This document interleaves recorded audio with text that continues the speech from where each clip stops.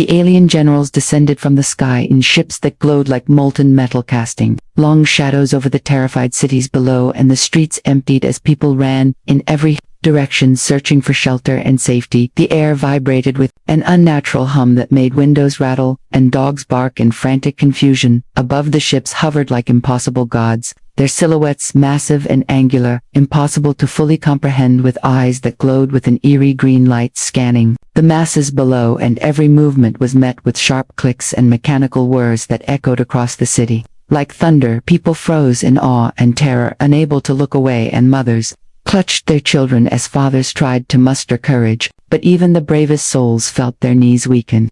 Beneath the immense presence of these invaders, the generals spoke through a network of devices that broadcasted their mocking voices across every radio frequency and street speaker, making sure no one could escape their words of ridicule, and the humans heard it all. "You are weak, you are insignificant, you are nothing but cowards," and the messages repeated over and over like a haunting refrain that burrowed into the minds of everyone who heard it. Even the strongest leaders felt doubt creep into their hearts, as if a fog of fear had settled over the city.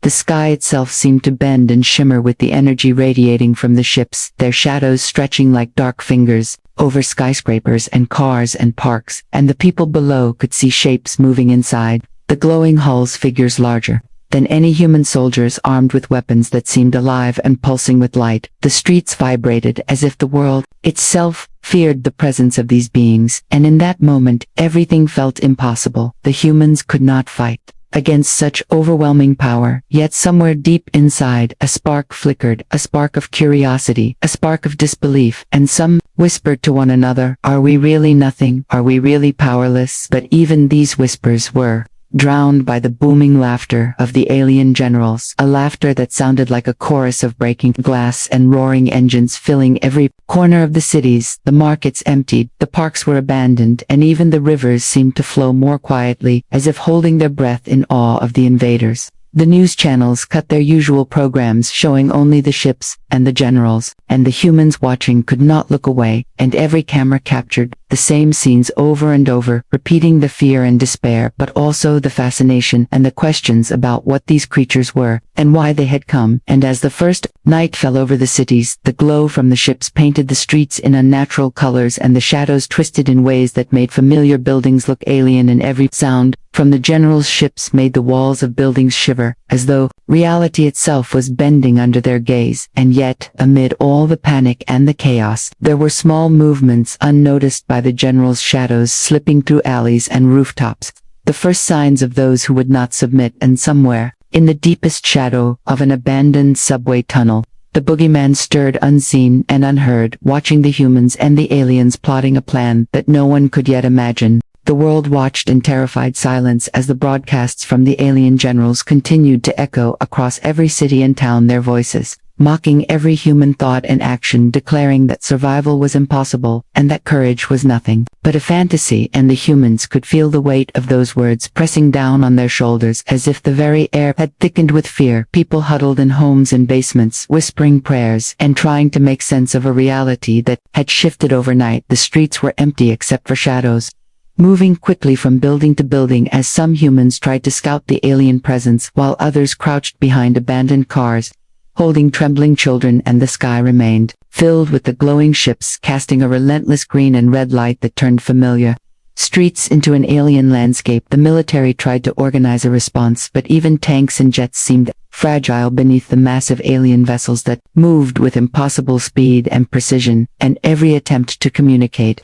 was met with laughter from the generals that rolled through the speakers like a wave of ice and fear. Even journalists broadcasting live could not hide the tremor in their voices as they reported on the growing panic across continents, and governments scrambled to hold emergency meetings that lasted through the night. And yet, despite the despair, some humans could not stop watching, some could not stop thinking about the impossible and questioning if perhaps there was a way to fight back. Even as the generals continued to ridicule them, every corner of the earth seemed touched by the alien presence. The oceans shimmered with reflection from the ships, and the deserts became mirrors of light and dust as the aliens moved across the horizon. And in the forests, the animals fled in strange formations, sensing danger, and the wind carried the hum of the ships through valleys and cities and plains everywhere. The humans felt the tension building, and then, in the shadows, there were whispers of hope, small reports of figures, moving unseen shapes with glowing eyes, slipping through alleys and forests, helping humans to survive, and giving them instructions, to hide, to run, to resist in ways that made no sense to anyone who had not seen them. And the boogeyman moved silently through the empty streets, visiting homes and watching families from the darkness, leaving behind symbols that gave courage to the frightened and fear to the alien eyes that tried to scan for life. And every night,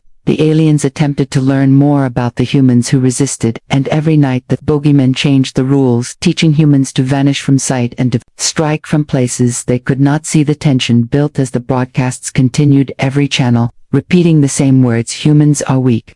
Humans are nothing. And yet some listened and learned and hid and prepared, and the first acts of defiance began as children slipped out of homes, guided by unseen hands to find safe passage. Adults moved quietly, carrying supplies, avoiding alien patrols, and every time the aliens thought they had control, something vanished from their grasp, and the generals began to frown, their voices carrying subtle hints of annoyance. For the first time since arriving, there were cracks forming in the confidence that had seemed unshakable, and in that darkness and confusion the humans felt a spark, a small but growing ember of courage fed by legends that were moving unseen among them. In the darkest alleyways and forgotten corners of the city, the boogeyman moved like a shadow, unseen and unheard, his eyes glowing faintly in the darkness as he watched humans cower and tremble. And yet he did not fear the alien ships above. Instead, he felt a surge of purpose, a sense that he had been waiting for this moment all his life, and the humans who glimpsed him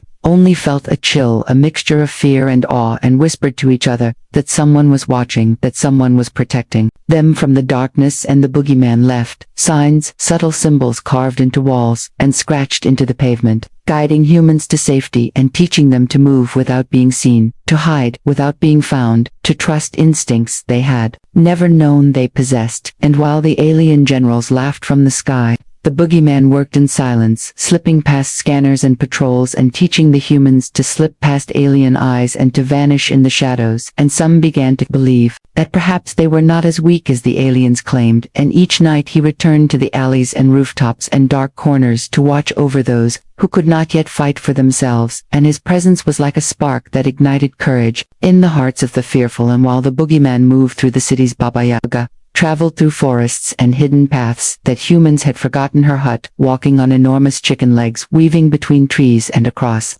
rivers, gathering mystical relics and ancient tomes that had been hidden for centuries, protected by wards and spells that only she could break. And humans whispered rumors of her appearance, that she could disappear and reappear at will, that she commanded powers beyond comprehension, and that she could bend reality to her will. And as Baba Yaga moved, she gathered humans willing to learn to wield magic and knowledge that had been lost to time, teaching them illusions and protective charms and ways to confuse the alien eyes and ears. And slowly humans began to gather in secret hiding places, small groups practicing skills and learning from these legends, preparing themselves for the impossible task of resisting invaders that seemed unstoppable. And yet, despite the fear and chaos, there were moments of hope, small victories when humans slipped past patrols, thanks to the boogeyman's small successes, when illusions of Baba Yaga misled alien scouts, and every time a human survived or escaped, the stories of the legends grew and spread across cities and villages, igniting whispers of courage and defiance,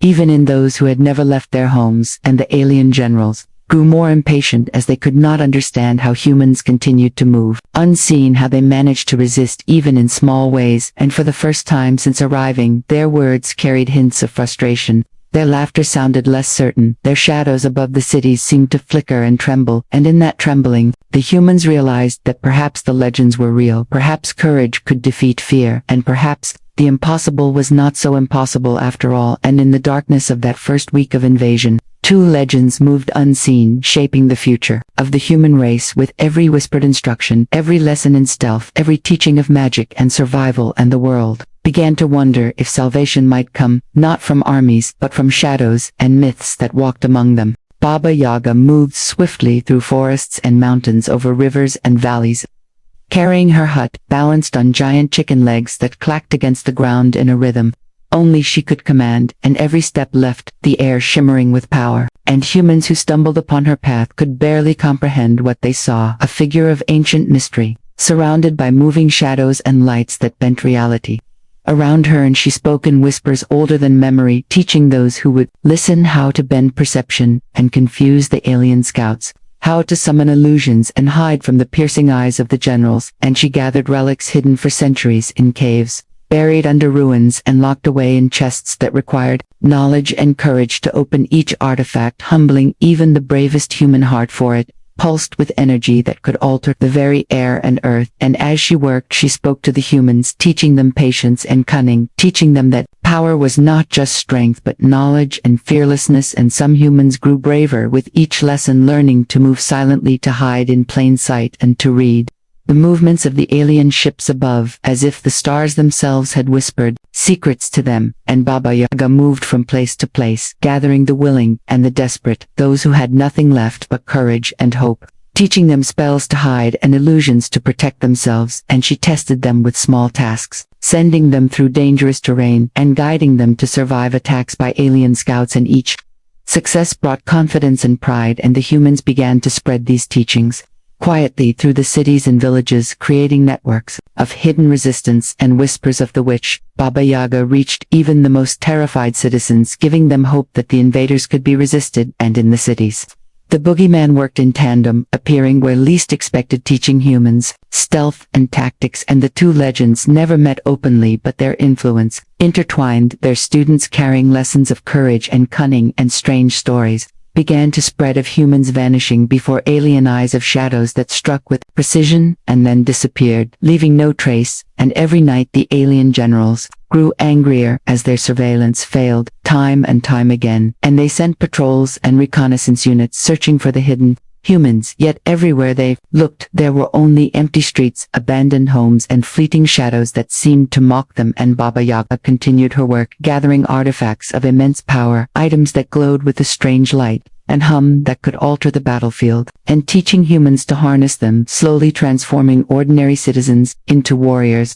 who could outwit and survive the aliens. And in small towns and big cities alike, humans began daring small acts of defiance, guided by the lessons of the legends. And every success, no matter how small, spread hope and courage like wildfire. And even the generals began to sense that control was slipping through their fingers, that their words of mockery and power were less effective, that humans were learning that fear could be turned into strength, and that the shadows of the Boogeyman and the magic of Baba Yaga were reshaping the war before it had even begun. And in that time the world held its breath, for the humans were awakening to legends, walking unseen among them, preparing for a battle that would determine the fate of the planet. Humans began to gather in secret places, hidden basements, abandoned factories, and forest clearings, places no alien could find them. And under the watchful eyes of the Boogeyman and Baba Yaga, they trained and learned and transformed from frightened civilians into cunning survivors and warriors. And every day brought new lessons, stealth and patience,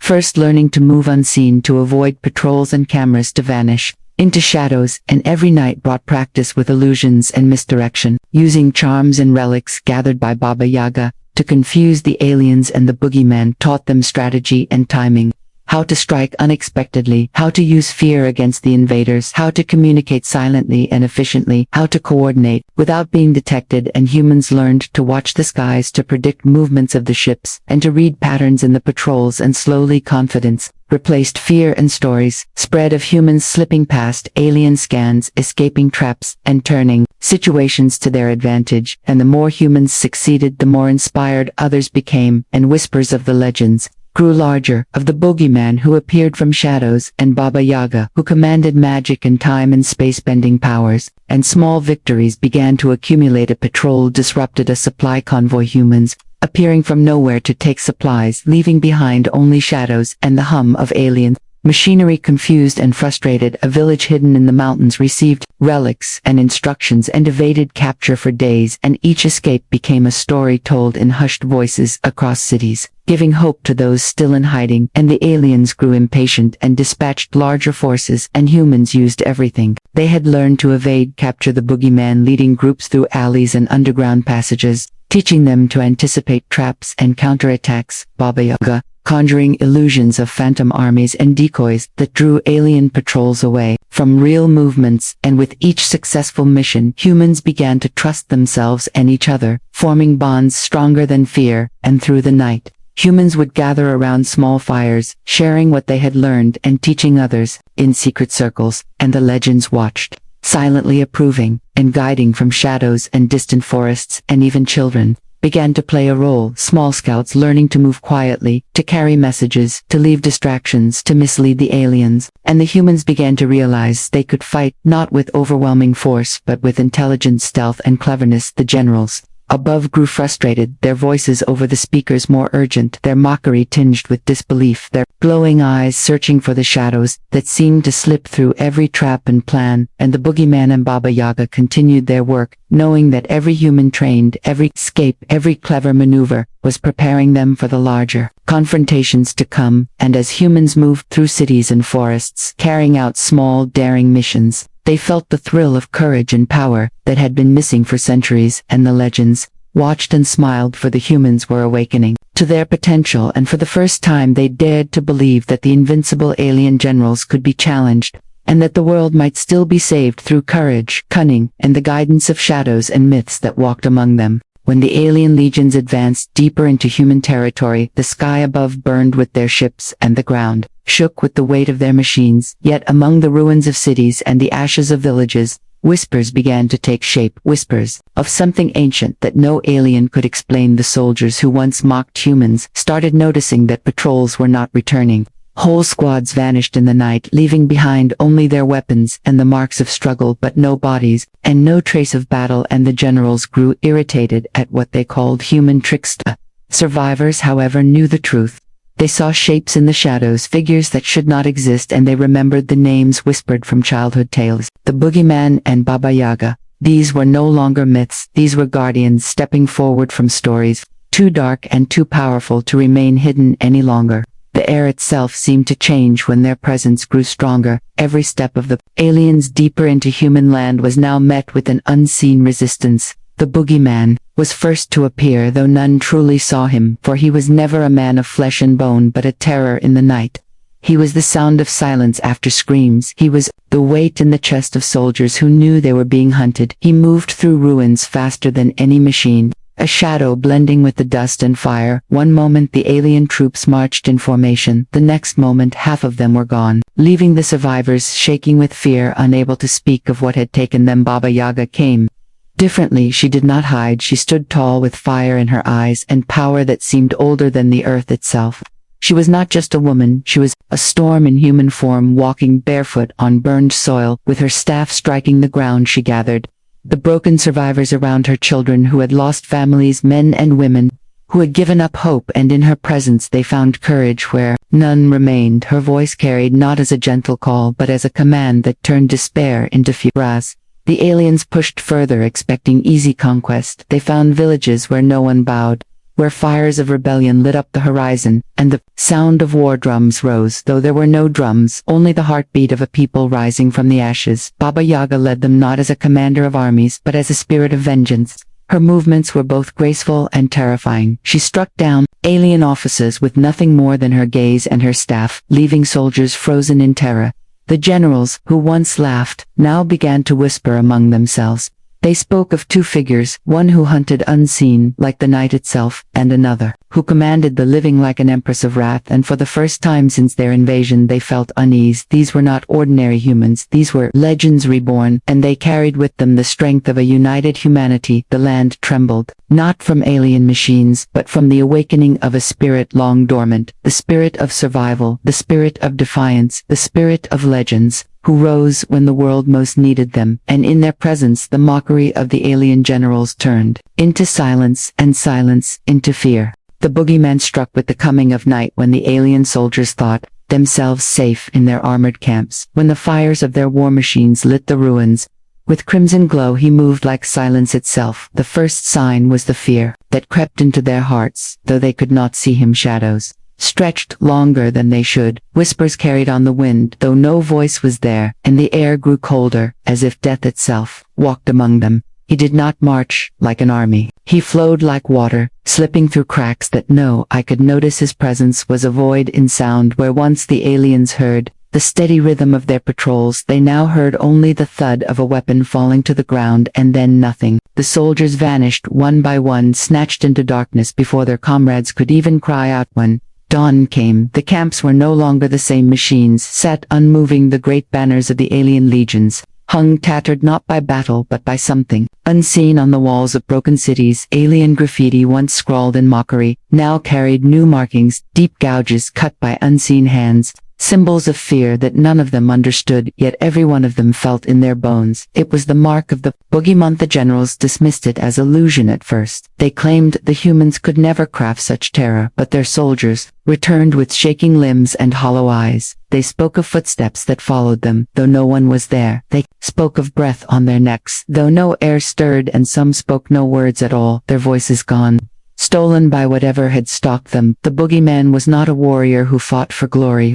He was a shadow that fought for survival. He carried no banner, no anthem, only fear itself, and he turned it against the invaders with a precision more devastating than any weapon. Entire squadrons vanished into the rubble, their screams muffled before they could reach the air, leaving their comrades paralyzed with dread. He struck without pattern, first in the forests, then in the ruined streets, then in the very heart of alien strongholds. No wall was strong enough to keep him away, no guard was quick enough to stop him, and no general was clever enough to predict him. And every time he vanished into nothingness, the legend grew stronger among the survivors, and the fear spread deeper into the alien ranks. Humans whispered his name not in terror but in hope. Children, who had lost everything, clung to the idea that the Boogeyman fought for them, that he haunted those who mocked them, that he was their vengeance, walking the earth unseen. He became a rallying cry, though none could see his face and none could know his true form. The aliens, who had once mocked humans, now looked over their shoulders at every sound. Their laughter was gone, their arrogance cracked, for they were hunted by something they could neither fight nor understand. The Boogeyman had become the shadow of humanity, and his war had only just begun. Baba Yaga rose, not from the safety of shadows but from the ashes of villages left in ruin, where the smoke of burning homes still carried the cries of the fallen. She stood tall, with eyes like fire and hair that seemed to dance in the wind as if touched by forces older than time. She carried no crown, yet her presence was regal. She bore no weapon forged of steel, yet her staff in her hand struck the earth with a sound that echoed louder than cannons. The survivors gathered around her, drawn not by command but by instinct, as if their souls recognized her before their eyes could believe she was real. Men who had once surrendered their courage felt it return in her presence. Women who had lost their families stood again with strength. Children who had only known fear lifted their heads and followed her as though she were the mother of every orphan and the leader of every broken heart. Her voice carried like thunder through the ruins. She spoke not of surrender but of vengeance. She promised that the blood spilled would not be forgotten, and that the fire of humanity would not be extinguished. Her words did not soothe, they ignited. Every syllable was a spark, and in the hearts of the survivors it became a flame. Whole villages, once quiet with despair, now roared with determination, as drums of war were carved from broken walls, and cries of defiance replaced silence. Baba Yaga did not lead from afar. She walked at the front of every march, her bare feet blackened by soot, her staff crashing against the ground with each step. Every strike sent tremors through the earth as though the land itself answered her call. The aliens expected to find fearful peasants hiding in shadows. Instead they found a people united around a figure who looked both human and something far greater. When she entered a village in flames, she did not weep. She commanded the survivors to rise. When she faced alien patrols, she did not hesitate. Her staff cut through armored soldiers as if they were nothing more than stalks of grass, and those who watched her fight spoke of visions that appeared in the smoke shadows of ancient warriors. Spirits of the land marching beside her. She was more than flesh and blood. She was the living embodiment of wrath. The aliens began to dread her name. They whispered it as a curse, calling her the Witch of Earth, the Destroyer, the one who could not be killed. They fired upon her with their weapons, and she walked through their fire unbroken. They sent their machines against her, and the machines faltered as if gripped by unseen hands. Even those who believed themselves invincible felt the weight of fear when her shadow fell upon them. The survivors saw in her not just hope but certainty. They no longer doubted their strength, for Baba Yaga made them believe that every human soul was a spark of fire, and together They could burn brighter than the stars under her presence. Despair was dead and rebellion was alive, and for the first time since the war began, humanity marched not as victims but as warriors. The laughter of the alien generals had once shaken the walls of their great halls, their mocking voices had once called humans fragile insects unworthy of defiance, yet now that laughter was gone, replaced by silence and fear, for every report that reached them told of soldiers vanishing into the night, of patrols that never returned, and of villages that rose from ashes. Stronger than before, the Boogeyman had become a shadow on their every step, a phantom no weapon could wound and no eye could follow. He turned their pride into terror, and their order into chaos. Alien commanders, who once walked tall, now trembled in their tents, whispering that the darkness itself hunted them. They spoke of seeing eyes glowing from the ruins of cities, and of hearing footsteps in corridors where none walked. They could no longer rest, for the night belonged to him, and in that night they had no power. Baba Yaga had become fire incarnate. She moved from one broken settlement to another, and wherever her staff struck the ground, the people rose behind her. The weak became strong, the hopeless became warriors, and the broken became whole. Her fury was not hers alone. It was the fury of humanity given form. When she walked, entire villages followed her, chanting not in fear but in defiance. She had given them back their voice, and with it they defied the empire. Together, these two legends formed a storm that no alien fleet had prepared for. They had come expecting conquest, expecting submission, expecting fear, but instead they found shadows and fire. They found myths turned into flesh, and they found a people who had awakened from despair into unshakable rage. The empire could conquer cities and burn worlds, yet it could not conquer a story. And now, the story of the Boogeyman and Baba Yaga had become a weapon stronger than any cannon. As the humans marched behind their legends, the world itself seemed to change. The ruins no longer looked like tombs, they looked like fortresses. The night no longer carried only fear, it carried hope. The air no longer smelled of smoke alone, it smelled of vengeance. The survivors were no longer scattered, they were united, and the spark of rebellion had become a fire so bright it could be seen across the stars. Alien generals who once mocked humanity found themselves staring into the abyss of their own arrogance. They had called humans cowards, yet now, they could not deny that humanity was rising stronger than ever. They had believed fear was their weapon, but now fear was turned against them, and it spread faster than their fleets could move. Their own soldiers dreaded every shadow, and every whisper, and no general could command courage into hearts already broken by terror. So the war changed. In that moment, for humanity was no longer the hunted, they had become the hunters. The empire trembled under the weight of two names whispered in every camp and every battlefield: the Boogeyman and Baba Yaga, and with them humanity declared that it would never bow, never surrender, never die.